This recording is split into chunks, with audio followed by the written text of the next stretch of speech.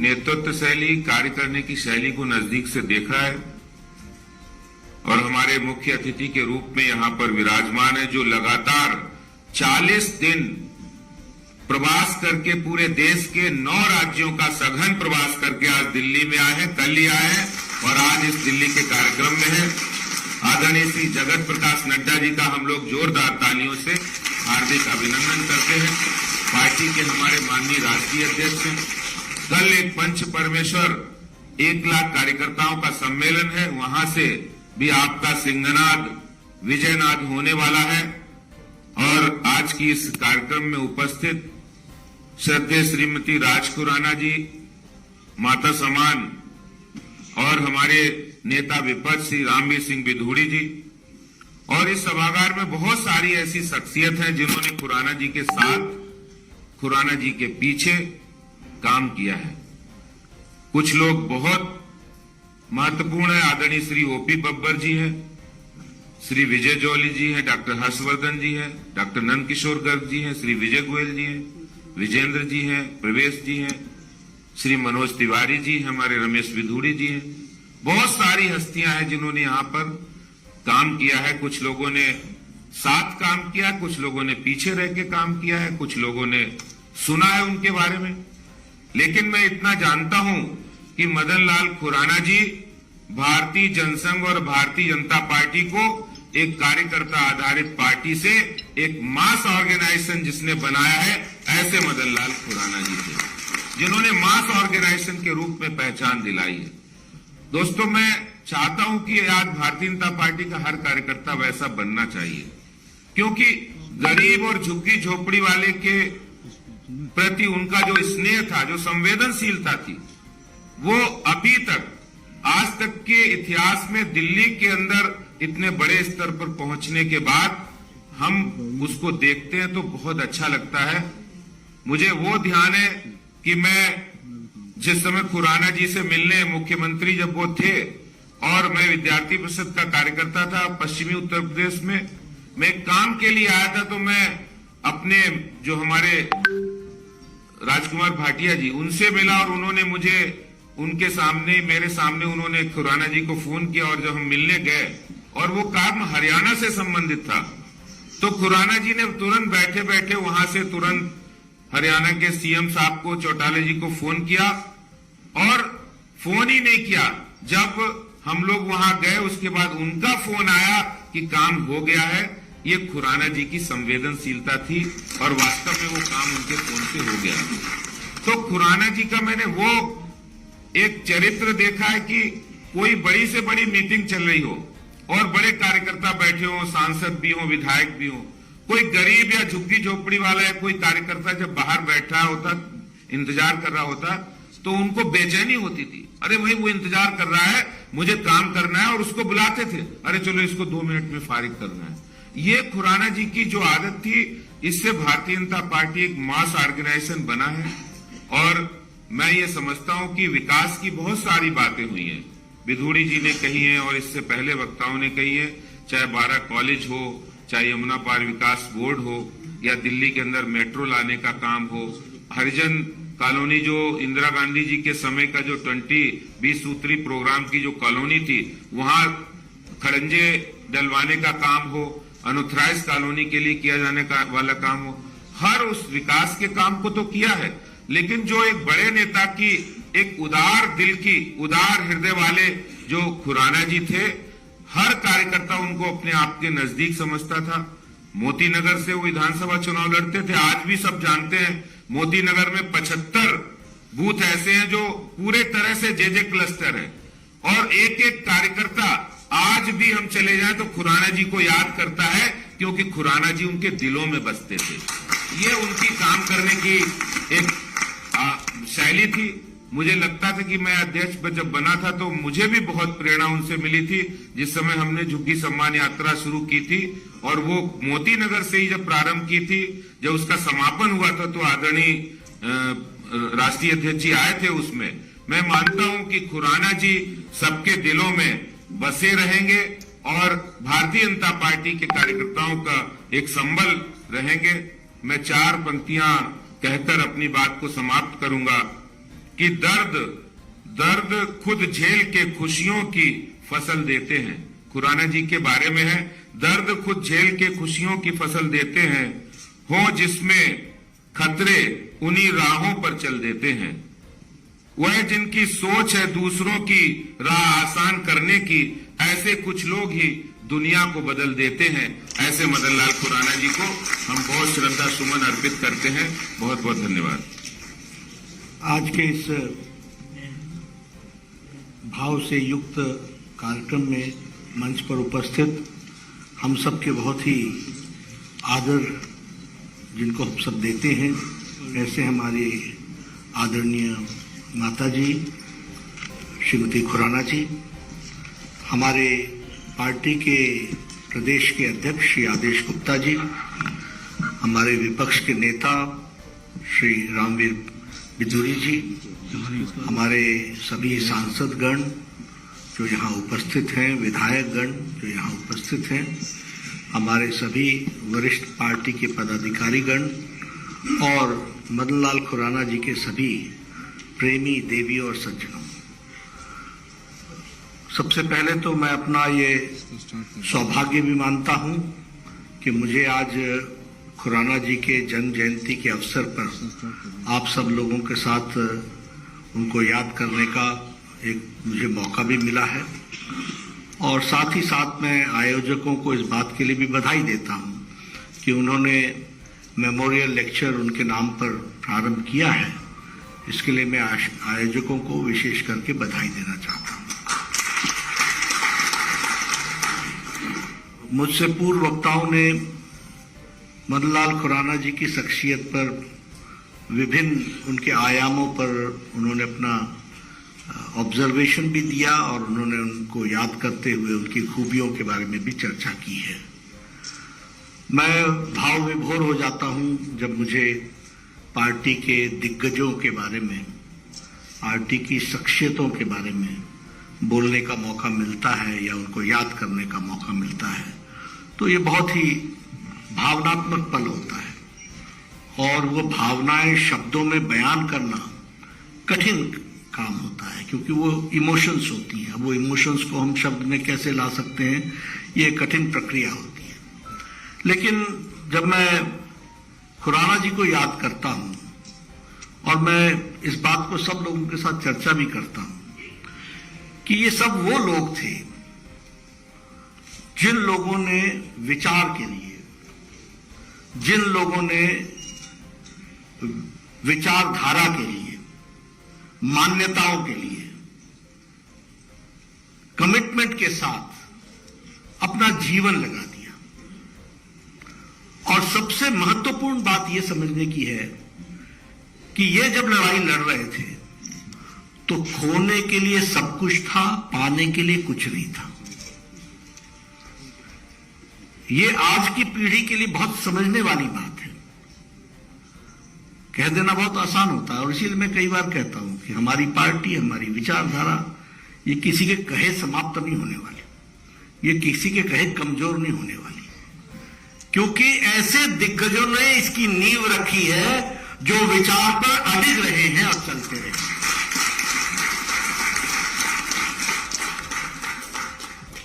कोई आसार नहीं दिखता था। खुराना जी ने अपने जीवन में कभी नहीं सोचा था कि वो मुख्यमंत्री बनेंगे। हमारे हाथ मेट्रोपॉलिटन की सीटें कुछ आ जाती थी तो हम बड़े खुश हो जाते थे, अपनी पीठ को थपथपाते थे, लगे रहते थे, जूझते रहते थे, लड़ते रहते थे, कांग्रेस की बखियां उखेड़ने में लगे रहते थे। कुछ पाने को नहीं था। और खुराना जी के बारे में हम लोगों ने भी फिल्म में देखा, इलाहाबाद यूनिवर्सिटी से इकोनॉमिक्स, उसके बाद उन्होंने श्रीनगर में भी पढ़ाई की, फिर उसके बाद वो एक एक्टिविस्ट के रूप में उन्होंने काम किया और उन्होंने अपने आप को एक तरीके से समर्पित कार्यकर्ता के रूप में खड़ा किया। लेकिन आप याद कीजिए, ये उन लोगों में से थे जिन्होंने इमरजेंसी में जेल में पूरे 19 महीने गुजारे। अब ये कहना बहुत आसान है, आज की पीढ़ी तो भूल गई होगी कि इमरजेंसी है क्या। लेकिन आप याद कीजिए मैं तो उस समय युवा था, एक मैट्रिक का स्टूडेंट था, लेकिन पूछता था कि ये इमरजेंसी हटेगी क्या, मालूम नहीं। जो गए हैं वो निकल के आएंगे कहीं वापस, मालूम नहीं। और ये घड़ी कोई 1 महीने की नहीं थी, कोई 2 महीने की नहीं थी, ये 19 महीने तक रही स्थिति। और मैं इस बात का गवाह हूं कि 1,30,000 लोग मीसा DIR में गए, जिसमें से 70,000 लोग हमारी विचारधारा से जुड़े हुए थे, जिसमें कोरोना।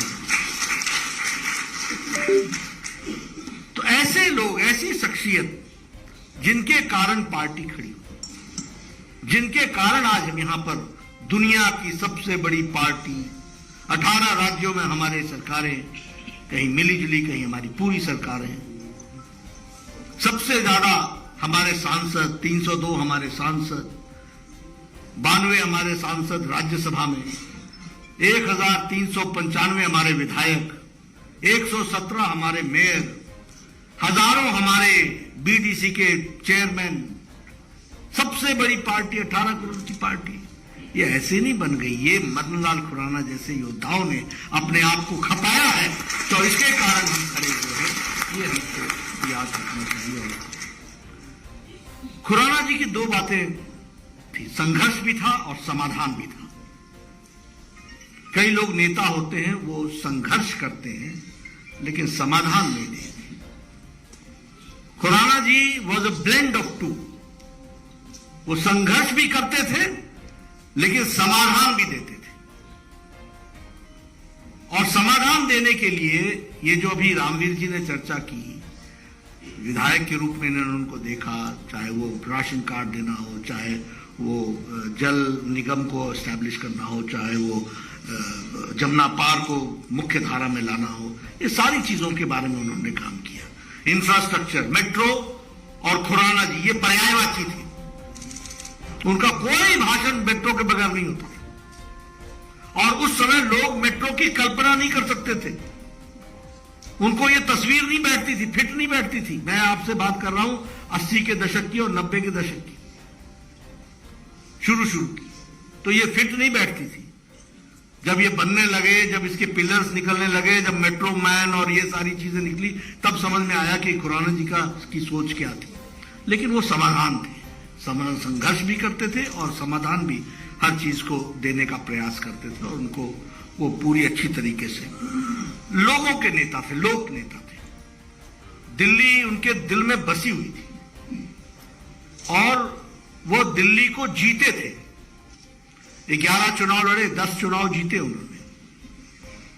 MP रहे 3 बार, मेंबर पार्लियामेंट रहे, मंत्री रहे, मंत्री के रूप में भी पार्लियामेंट्री अफेयर्स मिनिस्टर उन्होंने संभाला। पार्लियामेंट्री अफेयर्स मिनिस्टर होता है जो सभी पार्टियों के साथ समावेश रखने का काम करता है और पार्लियामेंट को चलने की प्रक्रिया को देखता है।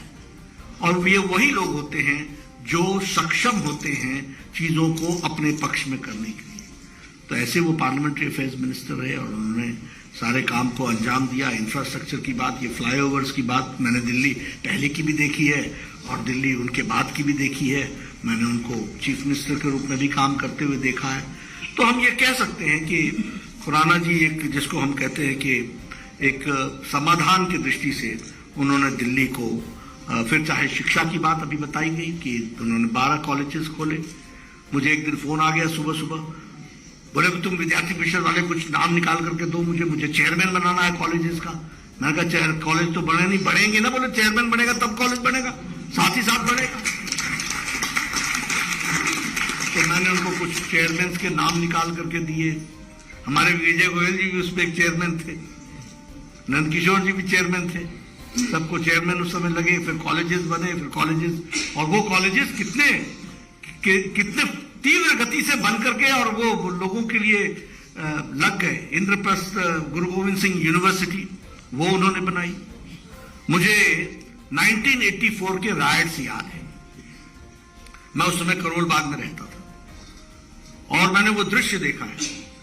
यानी उस समय के राष्ट्रपति जी ने भी अगर किसी से मदद मांगी थी तो वो मदन लाल खुराना थे। इस बात को भी हमको समझना। अजब जीवन था उनका, अजब जीवन। डेडिकेटेड। और आप सन 84 में इस तरह की बातचीत करते हुए खड़ा होना, ये अपने आप में बहुत बड़ी बात थी। और बाद में वो मुख्यमंत्री बने, उन्होंने जस्टिस नरूला के अध्यक्षता में कमेटी बनाई जिसने बहुत हद तक सिख भाइयों को राहत देने का प्रयास किया और जिसको फिर प्रधानमंत्री मोदी जी ने उनके सपने को पूरा किया, ये भी हमको याद है। लेकिन ज्ञानी जैल सिंह भी कांग्रेस के पास नहीं उन्होंने रिक्वेस्ट लगाई, उन्होंने भी अगर सिखों की सेफ्टी की बात की तो वो मदन लाल खुराना जी के माध्यम से, और हम सब लोग लगे, सारे लोग लगे। मुझे याद है वो सारी तस्वीरें मेरे को अच्छी तरीके से याद है। तो ऐसे अगर हम देखने लगे तो खुराना जी के जीवन में हम लोगों को बहुत कुछ सीखने को है, बहुत कुछ जानने को है। मैं कभी आज तक मैंने खुराना जी से टाइम नहीं लिया, कभी हमारे को कोई एंगेजमेंट की जरूरत नहीं थी। सवेरे 6:30 बजे उठो, तैयार हो, 7:30 बजे उनके घर पे पहुंच जाओ, वो 6 बजे मॉर्निंग वॉक पर निकलेंगे, 6:30-7 बजे तक लौटेंगे। और मुझे आज भी याद है, एक टेबल होती थी, एक कुर्सी होता था, हाँ भाई बोलो, 2 टाइपराइटर दाहिनी तरफ और 2 टेलीफोन वाले बाईं तरफ। आगे से आते जाओ, अपनी समस्या बताते जाओ, लगाओ भाई टेलीफोन, लगाओ भाई टेलीफोन, लिखो चिट्ठी, लिखो चिट्ठी। और हम शायद मनोज जी बैठे हुए हैं, मनोज जी उस समय हुआ करते थे, ये लाइन लगवाते थे, चल भाई, और फिर सबके काम होते थे कभी, और ये 10 बजे तक सबको समाधान दे देते थे। तो पीपल्स रिप्रेजेंटेटिव, और ये मैं आपको कोई उदाहरण नहीं बोल रहा हूं, मेरी आंखों के सामने की तस्वीर है ये। मैं सुबह जाता था किसी को काम को लेकर के, कोई भी ऐसी समस्या होती थी उसको वो पूरा करते थे। मैं एक घटना सुनाना चाहता हूं। दिल्ली यूनिवर्सिटी के चुनाव हुए, मैं नया संगठन मंत्री बना, नौजवान था, यूनिवर्सिटी का प्रेसिडेंट बनकर के हटा था और पूर्णकालिक बनकर के राष्ट्रीय मंत्री बनकर के दिल्ली आया था। झगड़ा क्या था कि जेवीएम और बीजेपी एबीवीपी चुनाव लड़ेंगे, और हमारा कहना था कि एबीवीपी चुनाव लड़े, जेवीएम बंद करे चुनाव लड़ना। खुराना जी बिल्कुल, अब खुराना जी का अस्तित्व और उनकी छवि, उनका वो, और मैं एक छोटा यूनिवर्सिटी का व्यक्ति, और चर्चा उन्हें करना था कि अब इसको बंद करना है। उनका नहीं, हम लोग दोनों साथ मिलकर के लड़ेंगे। बड़े हम थे, हम कैसे बोले। फिर हमने धीरे से कहा कि ऐसा तय हुआ है कि अब हम ही लड़ेंगे, अब आप छोड़ दें। बोले कहाँ तय हुआ है? मैं बताऊंगा नहीं, लेकिन मैं कहा कि यहाँ तय हुआ है, तो पहले ना बोलना था। मैंने कहा जी ठीक है, लेकिन तुरंत वो बड़े सरल हृदय के, मुझे उनके साथ राष्ट्रीय अध्यक्ष युवा मोर्चा के रूप में काम करने का मौका मिला। वो राष्ट्रीय मंत्री थे, बाद में महामंत्री बने। जब भी हमारे ऑफिस बेयर्स की बैठक होती थी तो खुराना जी के माइंड में जो है वो सबसे पहले बैठक में रखना, उसको आग्रह पूर्वक रखना, ये उनकी कला भी थी और यही उनकी ताकत थी जिसको हम पसंद करते। और बहुत भोले मन से जो समाज में चल रहा होता था उसको वो रखते थे और उसमें से समाधान ढूंढने का प्रयास करते थे। लोगों से मिलना, लोगों के साथ बातचीत करना, ये सब उनका एक क्रम था। मैं एक घटना आपको सुनाना चाहता हूँ। आज पता नहीं ऐसी घटनाएं मैं क्या हम सोचते होंगे या नहीं मालूम। मैं चुनाव लड़ा रहा था दिल्ली यूनिवर्सिटी स्टूडेंट्स यूनियन का, और गोल मार्केट के पास NSUI के लड़कों ने हमारे कैंडिडेट नरेंद्र टंडन को चाकू मार दिया, और वो चाकू पियर्स करके उसके लंग्स में लग गया।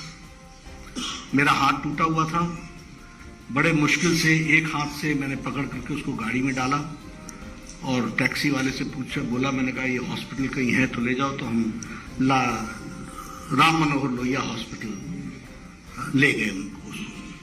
लंग्स में ब्लीडिंग हो रही थी, बड़े सीरियस कंडीशन में था। उन लोगों ने एडमिट कर लिया, ऑपरेशन किया, तुरंत वो लगा करके ब्लड निकाला लंग से, और बाद में फिर इस तरीके से फिर मैं गया मंदिर मार्ग थाने। अच्छा, उन दिनों कोई ऐसा तो होता नहीं था कि कोई मोबाइल हो या कुछ हो, तो मंदिर मार्ग थाना गया। हम 10 लोग थे, आशीष भी था, राजीव भी थे, सब लोग थे। हम लोगों को एंटरटेन ही नहीं हो रहे थे। अब हमें समझ में नहीं आया कि हम करें क्या। उन दिनों इस तरह की बातचीत भी नहीं होती थी। तो मुझे याद है कि वो कीर्ति नगर में जहां 104 तो कीर्ति नगर में मैं गया वहां रात के 2:30 बजे, और मैंने फिर वहां सिक्योरिटी वाले को बोला कि ऐसे से हम लोग आए हैं स्टूडेंट वाले और ये इस तरीके का हो गया है। उन्होंने उठाया, खुराना जी उठे, हम लोगों को ड्राइंग रूम में बैठाया, वहां से कमिश्नर को दड़काया, फोन किया उन्होंने 2:30 बजे और कहा ये सारी FIR करो और उनको पकड़ो और ये करो वो करो, जो कुछ भी कहना था। हम लोग फिर लौट करके हॉस्पिटल में आए, इंतजार कर रहे थे। ये डॉक्टर बोले 72 घंटे तक तो सीरियस है, उसके बाद ही हम बता पाएंगे कि नरेंद्र बचेगा कि नहीं बचेगा। हम लोग बाहर ही खड़े थे। सुबह में 6:30 बजे खुराना जी हॉस्पिटल में आकर, सुबह मतलब 2:30 बजे की घटना है, 6:30। ये उनका जो एक समर्पण, एक कमिटमेंट जिसके साथ वो काम करते थे और कार्यकर्ताओं के साथ जिस तरीके का, अभी बहुत लोगों ने कहा राजस्थान के गवर्नर से लौट करके आ गए। मैंने पूछा खुराना जी आप आ गए? बोला मन ही नहीं लगे उठे। तो मैं तो जनता के बीच का आदमी हूं, मैं तो जनता के बीच में रहने। यानी हम लोगों को अगर सच्चे मायने में उनको श्रद्धांजलि देनी है तो एक चीज उनसे सीखनी चाहिए, वो कभी भी कुर्सी से नहीं जुड़े, वो विचार से जुड़े, वो इशू से।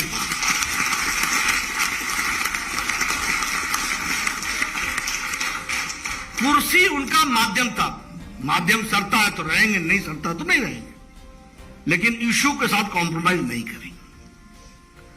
तो वो हमेशा इश्यूज के साथ थे और इसीलिए आप देखेंगे वो अपने आप में एक शख्सियत। पार्टी में नेता, पार्टी के कारण भी बहुत लोग होते हैं, लेकिन मदन लाल खुराना जी की एक अपनी शख्सियत बन गई, उन्होंने उसको स्थापित करके रखा।